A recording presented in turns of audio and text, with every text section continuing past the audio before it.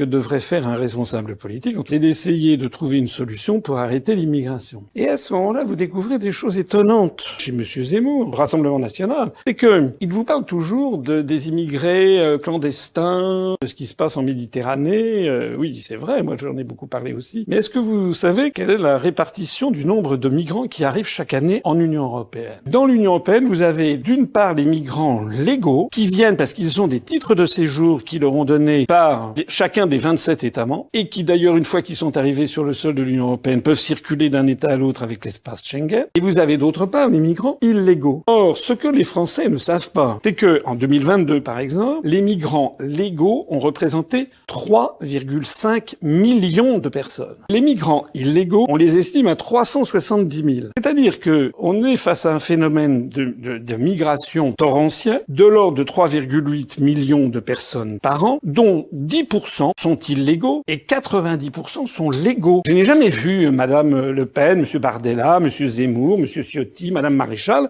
expliquer ça aux Français. C'est que tant que nous restons dans l'Union européenne, on va de toute façon avoir les 3,5 millions de migrants légaux par an. D'ailleurs, Madame Johansson a expliqué que l'objectif de la Commission était de faire diminuer, presque les réduire à zéro le nombre de migrants illégaux et d'augmenter à due proportion les migrants légaux, puisque le discours de Madame Johansson de la Commission européenne considère que l'Union européenne ne peut pas vivre sans migrants légaux et donc il faut augmenter ce nombre. Ça veut donc dire que Madame Johansson, la Commission européenne, estime que l'Europe a besoin de près de 4 millions de migrants supplémentaires par an. Ça veut dire que tous les 16 à 17 ans, on va avoir de la population française supplémentaire de migrants légaux venus notamment des pays du Moyen-Orient ou d'Afrique. Alors ça, il faut que les Français s'en rendent compte